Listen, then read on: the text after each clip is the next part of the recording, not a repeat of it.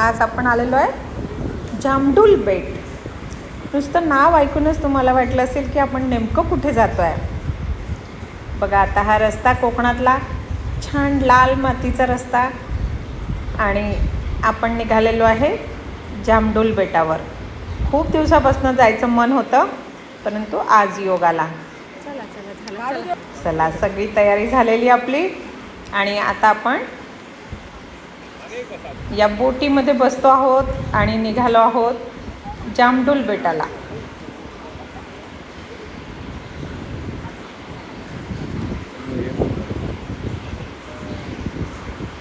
हे आहे बघा, इथे जर तुम्ही हरवलात तर परत कधी तुम्ही घराकडे पोहोचणार की नाही अशी शंकाच. असं हे ठिकाण आणि हे आहे जामडुल बेट. या जामडुल बेटावर 50 घरं आहेत आणि येथील लोक फक्त मासेमारीचा व्यवसाय करून आपलं पोट भरतात. यांना जाण्या येण्यासाठी देखील बोटीचा वापर करावा लागतो. असं हे जामडुल बेट अत्यंत सुंदर, स्वच्छ आणि त्या साईडनी जे आपल्याला दिसतं आहे तो आहे आचऱ्याचा समुद्र. सध्या समुद्रावर जाणं बंद आहे. समुद्राच्या लाटा आता वाढलेल्या असल्यामुळे समुद्र सफारी सगळीकडे बंद झालेली आहे. तो जो दिसतो आहे तो समुद्र आहे. त्याच्या लाटा दिसत आहेत पांढऱ्या, या समुद्राच्या लाटा आहे. आपण फक्त तिथपर्यंत जाऊन त्याला बघून येऊ. या मासेमारीच्या बोटी दिसतात आहे आपल्याला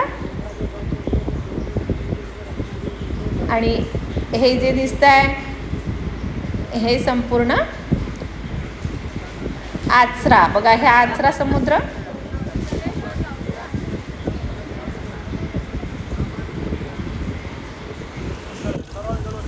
आपल्यासोबतच आणखी काही बोटी देखील निघालेल्या आहेत ही सफर करायला.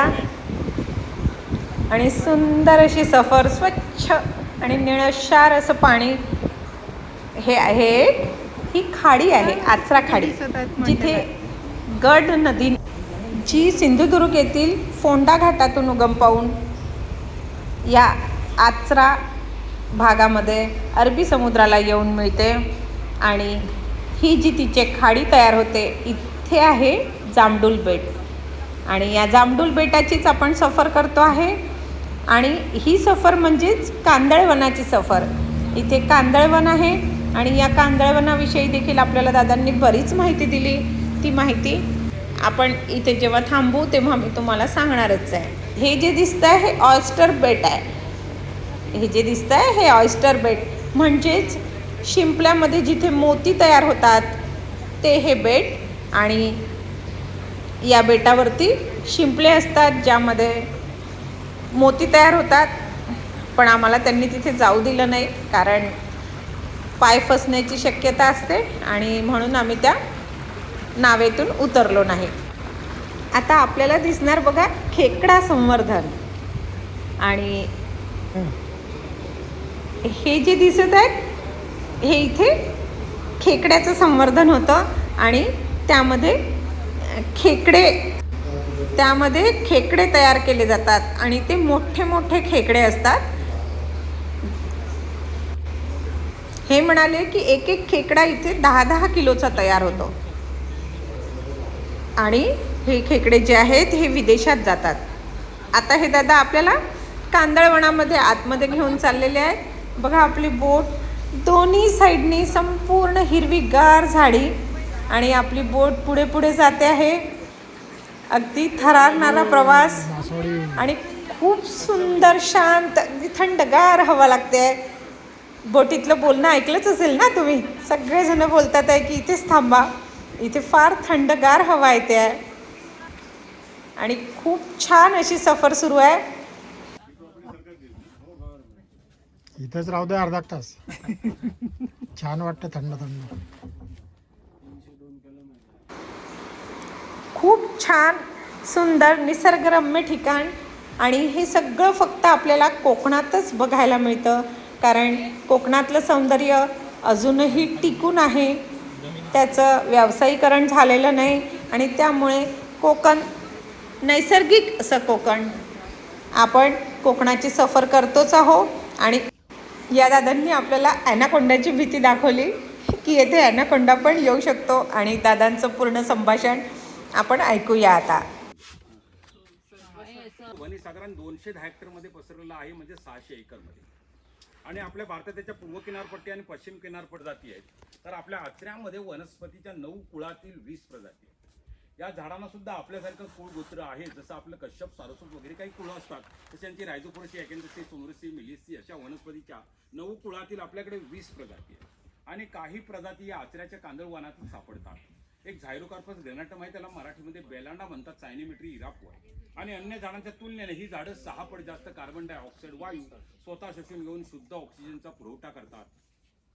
जसं जगाचा फुफ्फुस ॲमेझॉन आहे, मुंबईचं आर आहे, तसं सिंधुदुर्ग जिल्ह्याचे फुफ्फुस आहे, लम्स आहे. हे शुद्ध हवेबरोबर ही झाडं इथल्या लोकांना रोजगार पण पुरवतात. पावसात जेव्हा समुद्रातली मासेमारी बंद असते, तर लो टाईटला ओहोटीला याच्या आतमध्ये मोठी शिंपले असतात, सेलफिश, त्यांना इथे म्हारई म्हणतात. क्रॅप्स असतात, खेकडे, त्याच्यावर इथल्या लोकांचं उदरनिर्वाहाचं साधन चालतं. यांच्या पानात पण माशांचं अन्न आहे, ग्लुकोज आहे, प्रोटीन आहे. ही पानं सुकली की खाली पडतात, डिकम्पोज होतात, त्याच्यात ग्लुकोज आहे, प्रोटीन आहे. त्याच्यामुळे जवळजवळ समुद्रातले 80% मासे या झाडांच्या पानात मिळणारे अन्न, सुरक्षित ठिकाण आणि या झाडांची सावली. म्हणून समुद्रातले 80% मासे इथे येऊन पिल्लांना जन्म देतात किंवा अंडी घालतात. त्याच्यामुळे खऱ्या अर्थानं मॅंग्रोव्ह हे माशांचं जन्मस्थळ किंवा पाळणा घर असं म्हटलं जातं. या पूर्ण वाढीच्या मॅंग्रोव्हच्या झाडांना जमिनीत 10 हजारांपर्यंत मुळं आहेत. एक एक झाड 3 ते 4 गुंठे जमीन व्यापून ठेवतं. त्याच्यामुळे मोठमोठी वादळं, पूर, महापूर, भूकंप, सुनामी, किनाऱ्याची धूप होण्यापासून आणि किनाऱ्याजवळच्या लोकांची सुरक्षितता राखण्याचे महान कार्य ही झाडं करतात. त्याच्यामुळे मॅंग्रोव्हला किनाऱ्यांची सुद्धा जीवनरेखा असं म्हटलं जातं. आपल्या 0 पासून 50 वर्ष वयाच्या माणसाला विकत घ्यायचा झाला तर 7 कोटी रुपयाचा ऑक्सिजन लागतो. आज आपल्याला निसर्ग किंवा ही सगळी झाडं मोफत ऑक्सिजन पुरवत आहेत. कोरोना काळात केसापेक्षा पण 900 पट बारीक जो विषाणू, त्याने अख्ख्या जगाला ऑक्सिजनचे काय ते महत्त्व समजावून दिलं. आज जगातल्या 92% लोकांना शुद्ध आणि स्वच्छ हवा मिळत नाही आहे. दूषित हवेमुळे दरवर्षी जगातले 70 लाख लोक अकाली जग सोडून जात आहेत. जगातल्या अतिप्रदूषित 100 शहरांपैकी 39 प्रदूषित शहरे आपल्या भारतात आहेत. आज आपल्या निम्म्या भारताची हवा 10 पट अधिक प्रदूषित झाली आहे. दिल्लीची हवा तर गॅस चेंबर झाला आहे. मुंबईची हवा सुद्धा त्याच दिशेने मार्गक्रमण करते आहे. आणि ही सगळी झाडं साध्या पोटदुखीपासून यर्ड्सपर्यंत औषधिक तशी झाड आहेत. नाही म्हटलं तरी जगात एक 5 लाख प्रकारचे वनस्पतीचे प्रकार असतील. त्याच्यातले किमान 5000 तरी औषधी असतील. पहिले आपले चरक, शिशुर होते, ऋषीमुनी होते, ते युद्धात नाक कान कापलं तर झाडांच्या पाल्याने जोडत होते. एवढे आपल्या आयुर्वेदात झाडांमध्ये किंवा निसर्गामध्ये ताकद. त्याच्या आतमध्ये पान विंचू आहेत, पान साप आहेत, अजगर आहेत, खवले मंदिर आहेत, घोरपडी आहेत, जंगली डुकर आहे, गोल्डन जॅकल आहे. आणि भारतीय अजगर पायथॉन 2 वर्ष आणि 9 महिने काही न खाल्ल्याशिवाय जगल्याचं पण रेकॉर्ड आहे. आणि जगातला सगळ्यात मोठा अजगर मलेशियातील पेनांग बेटावरती सापडला होता. 26 फूट आणि 4 इंच लांबीला होता. इथे 200 ते 250 पक्ष्यांच्या प्रजातीच्या अधिवासाची नोंद आहे. इथे व्हाईट बेलिड सीगल आहेत, कारमोंट आहेत, सँड पायपर आहेत, ग्रे हेरॉनच्या काही जाती आहेत, आयबिसाय, पांढरी शराटी, काळी शराटी, ब्राह्मणी कायट आहेत, सँड पायपरच्या काही जाती आहेत. आपल्याकडे किंग फिशरच्या 5 जाती आहेत आणि एक 6वी जात आहे, ती लंडनला आहे. तिला आपण बरीच वर्ष भारतात आणण्यासाठी प्रयत्न करतोय, पण अजून आणता आलेलं नाही. किंग फिशर विजय मल्ल्या यांनी स्वतः तयार केलंय. आणि शेंगा दिसतात त्या झाडाला आपण मराठीमध्ये कांदळ म्हणतो. तर त्या झाडाचं बॉटनिकल नाव आहे रायझोफोरा ॲप्रिक्युलेटा. त्याच्यामध्ये आपल्याकडे 5 जातीची झाडं आहेत. रायझोफोरा ॲप्रिक्युलेटा आहे, रायझोफोरा म्युक्रोटा आहे, फ्रुगेरा जमुनराइज आहे, सिरियस टॅगेल आणि कॅन्डेलिया कॅन्डल. आणि ही बारीकपणाची प्रजाती आपल्या जर आपली घरं बांधण्यासाठी किंवा पोळी तयार करण्यासाठी, कारण आपण आता बरीचशी जंगलच नष्ट केली, सिमेंटचीच जंगलं केली. आणि आपले प्रख्यात शास्त्रज्ञ सर अल्बर्ट आईन्स्टाईनने बऱ्याच वर्षापूर्वी म्हटलं आहे, पृथ्वीवरची साधी मधमाशी नष्ट झाली तर 7 वर्षात पृथ्वी नष्ट होणार. शेती किंवा अन्नधान्य परागीकरण काही होणार नाही, च्या नाशाला कारणीभूत ठरू शकतो. आता या औषधी झाडांच्या बरोबर ह्याच्या आतमध्ये जशा आपल्या माणसात काही चांगल्या वाईट प्रवृत्ती आहेत, तशा निसर्गात पण आहेत, झाडात पण आहेत. कडेला आतमध्ये झाडते काही पॉयझनयुक्त पण झाडं आहेत. आणि त्या पॉयझनयुक्त झाडांच्या पानाचा अंगाला अडीक लागला तर अंगाला सूज येते, रस पाजला तर कदाचित मनुष्य मरू पण शकेल. मग त्याची सुद्धा निसर्गाने अशासाठी रचना केली की पूर्वी ही झाडं जळण्यासाठी तोडली जातात. पानावर कीटक बसले की ते मेटून घेतात आणि त्यांना खाऊन टाकतात. या मॅंग्रोव्ह बरोबर वाढणारं इथे खाऱ्या पाण्यातील 8 ते 10 प्रकारचे गवत आहे. ते खाऱ्या पाण्यातच गवत उगवतं, त्याला इथे हेडा म्हणतात. ते इथे दुधाळ जनावरांना सुद्धा सकस आहार म्हणून खाऱ्या पाण्यातील गवत वापरतात. आणि जगात वनस्पतीमध्ये गवताचंच कुटुंब मोठं आहे. 7,000 प्रकारचे गवताचे प्रकार आहेत. हा बांबू सुद्धा एक गवतच आहे आणि ऊस हे सुद्धा आपलं गोड गवतच आहे. बांबू पासून किमान 1800 वस्तू तयार होतात. आणि हा मॅंग्रोव्ह हा मूळ शब्द आपला नाही, तो मूळ शब्द आहे पोर्तुगीज आणि त्याचा मराठी अर्थ होतो मंगल, दातृत्व, परोपकार, प्रेम, उदार. आणि या झाडांचं कर्तृत्व किंवा कार्य सुद्धा तसंच असल्यामुळे या झाडांना मॅंग्रोव्ह हे नाव देण्यात आलं. आणि मॅंग्रोव्हची पहिली नोंद 1678 सालात हार्टस मल्बेरिकस नावाचं इंग्लिश पुस्तक आहे, त्याच्यात या झाडांची पहिली नोंद आहे. त्याच्यानंतर याच्यावर रिसर्च किंवा अभ्यास होतच गेले आणि वनस्पतींना जीव असतो हे आपल्या भारतीय शास्त्रज्ञांनी शोधून काढलं. सर जगदीशचंद्र बोस, त्याच्यापूर्वीचे लोक वनस्पती म्हणजे निर्जीव, त्यांना काहीच माहीत समजत नाही असं समजायचे. उदाहरणार्थ आपल्या घराच्या बाजूला फुलं किंवा फळं देणारी झाडं असली तर त्यांना जास्त फुलं किंवा फळं लागतात. आपण पण रोज वनस्पतीने जाऊन भेटलं पाहिजे, त्यांच्याशी बोललं पाहिजे, त्यांच्यावर प्रेमाने हळूवार हात फिरवला पाहिजे. आता इथे मोठमोठ्या आंब्यांच्या बागामध्ये सुद्धा काही लोक साऊंड सिस्टीमचा वापर करतात. पंडित हरिप्रसाद चौरसिया वगैरे यांचं बासरी वादन डिस्को गाणी नव्हे, त्याच्यामुळे त्यांच्या उत्पादनात वाढ होते. हे टेक्निक आपण आपल्या भगवान श्रीकृष्णाकडून चोरलाय. आपल्याकडे मोठी तफावत आहे. प्रति हेड किंवा प्रति माणशी भारतात फक्त 24च झाडं येतात. भारतात दरवर्षी सरासरी 7 अब्ज वृक्षांची तोड होते. भारतात दर दिवशी 3800 कोटी लिटर सांडपाणी नद्यांमध्ये सोडलं जात आहे. आणि जगात दर मिनिटाला 27 फुटबॉलच्या मैदाना एवढी जंगलं कापली जात आहेत. ती झूम नावाची शेती असेल, रोको नावाची शेती असेल, याचा हवा प्रदूषित करतात. एक मोटर, वीज आणि सिमेंट. एक मोटर गाडी तयार होण्यासाठी साधारण 1.5 लाख लिटर पाणी लागतं. सिमेंट आपल्या वजनाच्या अर्धा पट कार्बन डायऑक्साईड वायू आणि त्याला 2 पूर्वज अधिक मास श्रावण किंवा आठवड्यातून 2-3 वेळात मासे खायचे. माशांचे पुनरुत्पादन जास्त होण्यासाठी आता जगातले जवळजवळ 80% लोक सी फूड यूज करतात. या आपल्या सिंधुदुर्ग जिल्ह्याच्या किनारपट्टी नदी आहे, तिथे या नदीचं उगमस्थान आहे म्हणून या नदीला नाव आहे उगवाई नदी आणि खाडीला नाव आहे आचऱ्याची खाडी. आपल्या सिंधुदुर्ग जिल्ह्यामध्ये अशा एकूण 12 खाड्या आहेत. त्या सगळ्या पूर्वेकडे उगम पाहून पश्चिमेकडे अरबी समुद्राला मिळतात. फक्त सिंधुदुर्ग जिल्ह्यात एकच अशी नदी आहे आंबोलीला, हिरण्यकेशी. तिचं उगमस्थान आहे पश्चिमेकडे आणि पूर्वेकडे पार ती गड इंग्लज मार्गे कर्नाटकात वाहत जाते. आता या पांब्यांचे उंच लेवल ना तिथपर्यंत हायटाईटला किंवा भरतीला पाण्याची पातळी वाढणार आहे. आणि हे रोज चंद्राच्या गुरुत्वाकर्षण शक्तीवर प्रत्येक दिवशी 52 मिनिटांचा फरक असतो. भरतीच्या टायमिंग मध्ये एकच टायमिंग रोज नसतं. काही लोकांना वाटतं फक्त सकाळचीच भरती येते, काही लोक म्हणतात दुपारची, संध्याकाळची. तर तसं नाही आहे. रोज चंद्र आकाशात 52 मिनिटांच्या फरकाने उगवतो आणि तो उगवला की हायटाईट किंवा भरती सुरू झाली. चंद्राच्या गुरुत्वाकर्षण शक्तीवर ते सगळं अवलंबून आहे. तरी पण आपण मैलात काढलं तर आपल्यापासून 2,40,000 मैल दूर चंद्र आहे. तरी पण त्याची गुरुत्वाकर्षण शक्ती एवढी जाणवते. आता आपण चांद्रयान 3 अधिक चांद्रयान 4 चंद्रावरती उतरण्याची तयारी करतोय. तो भाग वेगळा झालाय. आणि ही महाराष्ट्रातली एकमेव खाऱ्या पाण्यातील देवराई आहे. आपल्या आचरा गावाचं ग्रामदैवत आहे रामेश्वर. त्याच्या नावाने पूर्वजाने ही जागा आमच्या आरक्षित केली आहे. आमचे पूर्वज आमच्यापेक्षा हुशार होते. त्यांना माहित होतं आम्ही आता सगळे सिमेंटची जंगल करणार, हे तरी जंगल शाबूत ठेवूया. तरी पण आपल्या महाराष्ट्रात सिंधुदुर्ग जिल्ह्यात 1498 एवढ्या देवराया आहेत. देवराया म्हणजे देवाच्या नावाने आरक्षित करून ठेवलेली जंगलं. त्याच्यातलं पान सुद्धा तोडायला उचलायला आपल्याला परवानगी नसते. आणि आजच्या घडीला जगातली सर्वोत्कृष्ट ॲमेझॉन नंतर माणसाला जर जगण्यासाठी 2 नंबरची बेस्ट प्लेस असेल तर ती सध्या तरी आपली कोकणच आहे. तेव्हा यावा कोकण आपला तसा. अशा ठिकाणी आलं की निसर्ग किती सुंदर आहे आणि तो आपल्याला भरभरून देतो. फक्त त्याने दिलेला आपल्याला घेऊन ते जपून ठेवायचं आहे. हे मात्र लक्षात ठेवावं लागेल सगळ्यांना. आणि आपण मोबाईल, शहर, धावपळ या सगळ्यापासून दूर असं मालवणमधील आचरा जी खाडी आहे त्यातली आपण सफर करतो आहे.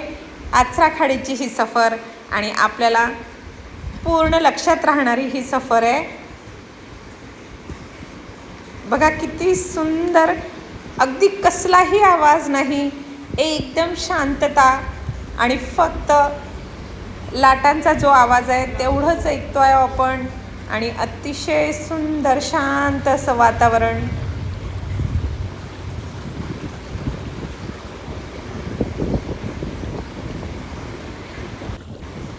नदी आणि समुद्राचा असणारा संगम, ही खाडी आणि आजूबाजूची संपूर्ण हिरवाई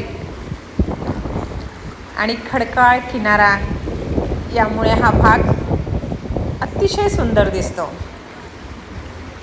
ही कांदळवनाची आपली सफारी अगदी आपल्याला शेवटपर्यंत लक्षात राहील अशी ही कांदळवनाची सफारी होती आजची. आणि खूप सुंदर अशी सफारी माझ्यासोबत तुम्ही देखील ही सफारी अनुभवली. आणि असेच कोकणातले अनेक आणि अगदी कुणालाही माहिती नसणारे असे सगळे स्पॉट बघण्यासाठी तुम्ही माझ्या चॅनलला सबस्क्राईब करा, लाईक करा, कमेंट करा आणि असेच माझे व्हिडिओ बघत राहा. माझे व्हिडिओ कुठेही एडिट केलेले नसतात, अगदी जसेच्या तसे नॅचरल व्हिडिओ मी तुम्हाला टाकते. कारण तुम्हाला स्वतःला असं वाटलं पाहिजे की आपण त्या ठिकाणी अगदी नैसर्गिक ठिकाणी आपण जाऊन आलेलो आहो आणि आपल्या कोकणातला जसाच्या तसा अनुभव घेण्यासाठी म्हणून मी अगदी तसेच व्हिडिओ टाकते. आणि तुम्ही माझ्यासोबत या संपूर्ण कोकणाची सफर करत राहा. असा आजचा हा दिवस जामडुल बेटाचा. आता आपण जेथून निघालो त्याच किनाऱ्याकडे परत चाललो आहे. जवळपास ही पाऊण-एक तासाची आपली जी सफर होती ती मी तुम्हाला माझ्या व्हिडिओमध्ये दाखवण्याचा प्रयत्न केला. आपल्यासोबतच अनेक अशा बोटी आपल्यासोबतच प्रवास करत आहेत आणि सुंदर अशी सफर. आता मी तुम्हाला ते जे मगाशी ऑयस्टर बेट दाखवलं ना, ते तुम्ही मला रिटर्नमध्ये शोधून दाखवा. ते ऑयस्टर बेट तुम्हाला आता दिसणार नाही, कारण आता जवळपास 12च्या वर म्हणजे 1 वाजत आलेले आहे आणि त्यावेळेला समुद्राला भरती येते आणि त्यामुळे या खाडीचं पाणी बघा किती वाढलं. मगाशी आपण जेव्हा गेलो तेव्हा खाडीचं पाणी कमी होतं आणि आपल्याला ते बेट दिसत होतं. परंतु आता तुम्हाला ही जी झाडी दिसत आहेत हिचा पूर्ण खालचा भाग बुडलेला दिसत आहे. आपण गेलो तेव्हा आपल्याला याची सगळी मुळं दिसत होती आणि त्यामुळे आपल्याला आता ऑयस्टर बेट दिसलं नाही.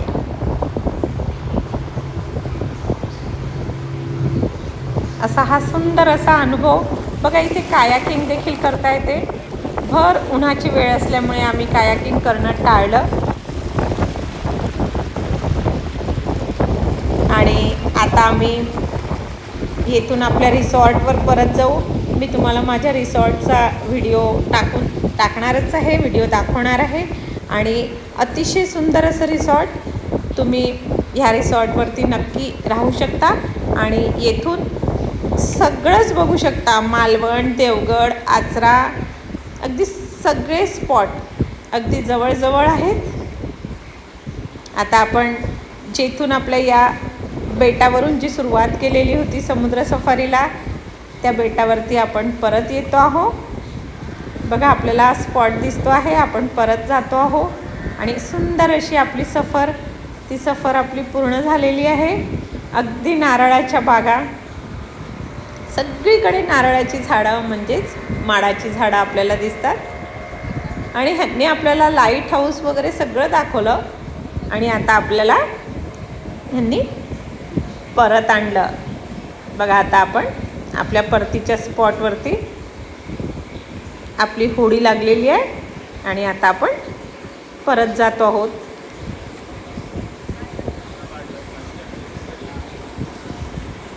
आणि ही बरीच ठिकाणं कुणालाच माहिती नाही.